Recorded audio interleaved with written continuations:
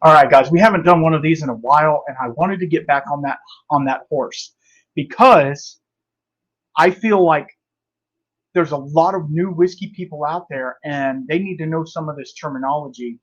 And so we're going to do another Whiskey 101. Let's go.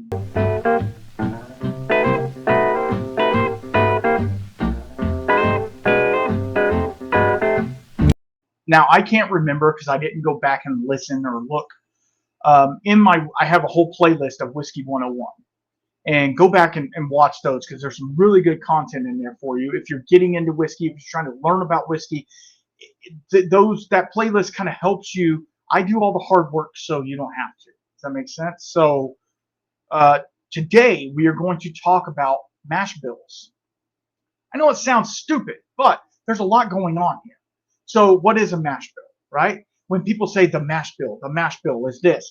Well, it is basically like the recipe for the grain. Um, let's say a bourbon, right? A bourbon, for instance, has to be at least 51% corn, and a lot of other guidelines to be considered bourbon, but it has to be predominantly corn or more. It can be more to be considered bourbon. Now, also, there's a bunch of other guidelines and stipulations. I've done a whole nother video on different whiskeys, right? So on the counter of that, what is a malt whiskey, right? Malt whiskey is 100% malt, at least 80% actually, but 100% malt. A single malt would be considered 100% malt because there is a difference between malt whiskey and single malt whiskey. Anyway, doesn't matter. It does, but that's not what we're talking about today.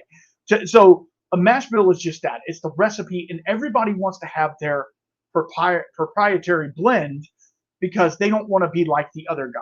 Like Buffalo Trace uses mash bill number 1 and mash bill number 2. They don't tell you what it is. People kind of guess what it is. George Dickel has a very specific mash bill that they do. So does Wild Turkey, right? So people try to replicate that, and guess what? It doesn't taste the same. So I have a couple prop bottles up here, and I have a little pour right here, and then at the end I'll tell you what I'm sipping on.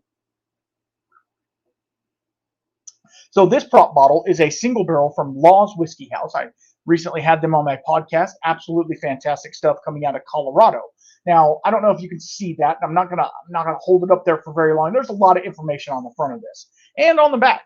But on the front, basically, this is a 4-grain bourbon: 60% corn, 20% wheat, 10% rye, and 10% malted barley. That's the mash bill, right? It was sour mashed. We've already talked about that. Double distilled. And then it says the distilled on, harvested, primary use. Now, this one was finished in a Sauterne cask. Oh my God, I am so sad that this whiskey is gone.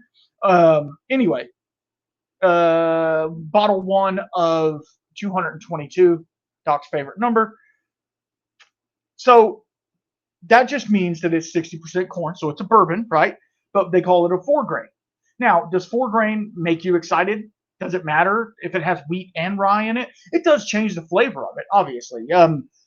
Most whiskeys, not all, but most whiskeys have a rye profile. Now, there's a lot out there that have just a wheat profile.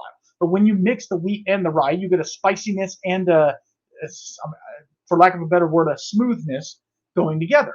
So it kind of it takes it down a different route, and that's very much what Laws is all about: doing strange things. Not strange. That's not strange to me, but to some people that could be strange. All right, let's look at another one. Oh, another perfect example is Found North. Now, this is a small sample that Found North sent me, but this is their batch 5, which is a blend of 21 and 8-year-old whiskey. It is 73% corn, 27% wheat. Now, this is especially different. Found North is a Canadian. They source Canadian whiskey, and what they do to it is they get the full barrel, which not all, but a lot of Canadian whiskeys are distilled. Each grain is distilled and aged separately. Okay, so it's 100% corn going in a barrel. And this one has 21-year-old corn whiskey. Really cool. And then they blend it back together. Super cool. So this is not only a showcase of the mash bill, but also the blending as well. Really nice, really cool. The last one I'm going to talk to you about is malted. Have you ever heard the word malted, right? A lot of times you hear it with malted barley, right? Because that's what you have to do to make the enzymes to convert all of the starches into the mash into sugars, so the yeasties can go in there and create the alcohol that we drink. Okay, understand? So what I have in this one is New Riff. You ever heard of New Riff? They're a pretty popular brand. They're Kentucky Straight malted rye whiskey. This is their 6th year. This is 100% malted rye. Now, why don't you hear about malted rye that much? Well, because it is different. It's very easy to malt to malt barley. It's very easy to malt barley. It's very difficult to malt rye. It's very difficult to malt wheat. It's very difficult to malt corn. Any other grain, it's a little more difficult. Barley just wants to malt itself, I guess. But corn, wheat, rye, they're more difficult to malt, so people don't normally do it because barley has so much, and this is a big term, but barley has so much diastatic power that it can convert the entire batch with just itself. With a 10% part, or sometimes even 1% can convert all of the starches over to sugar. But when you malt rye, sometimes the diastatic power or the energy it has to convert itself is a lot lower. So your yield could be a lot less. And corn doesn't even hardly have enough diastatic power to convert itself. Understand that. This isn't to talk about malting, but we can get into it because it's part of the mash bill. Why don't more people use malted rye? Well, it's expensive. And why don't more people use malted corn? Because it's expensive. And not many malting houses. There are specific malting houses out there. I did a podcast with a malting house, and they said that is very difficult to malt those things, and so you malt them in small quantities. And I know that Still Austin is doing malted blue corn. Make it even bougier, right? But blue corn in itself has so much flavor that you don't have to use that much of it to get the desired profile that you want. So, mash bill, super easy. It's the recipe to make the said whiskey. Doesn't matter if it's a 4-grain, a 5-grain, quinoa. It doesn't matter what's in there as long as it's grain. Rice, absolutely. As long as it's grain, it can be in your whiskey.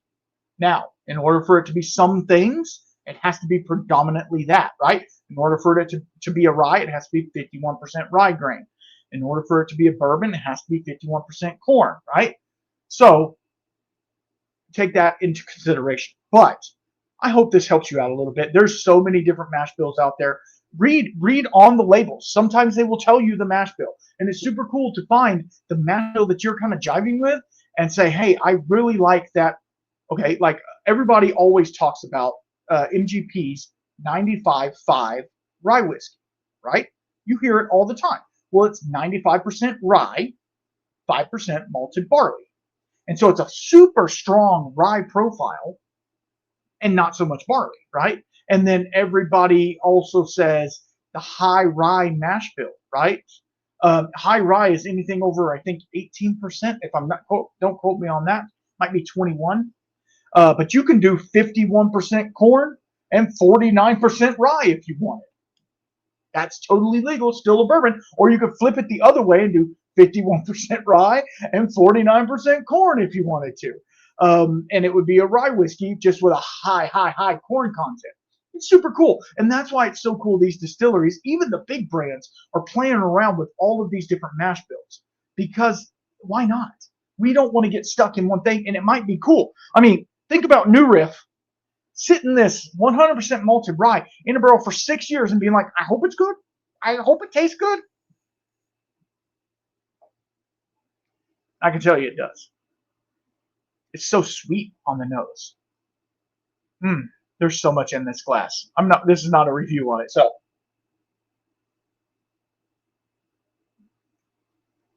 It's definitely rye. But it's like softened a little bit. And it has like a lot of cherry, a lot of wood influence on it. really nice.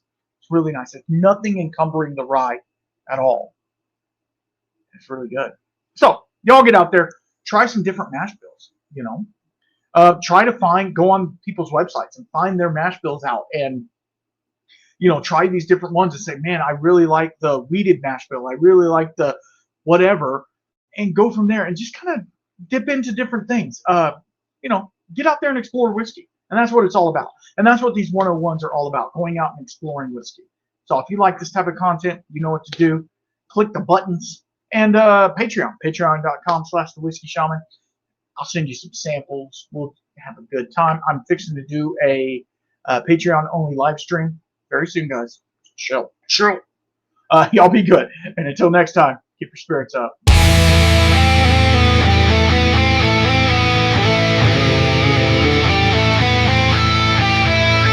I'm going to give you one more. I'm trying to think. Okay. No, I won't do that one. I'm sorry. Okay. I'm going to have to edit the crap out of this. I'm sorry. I'm all over the place tonight. Okay, so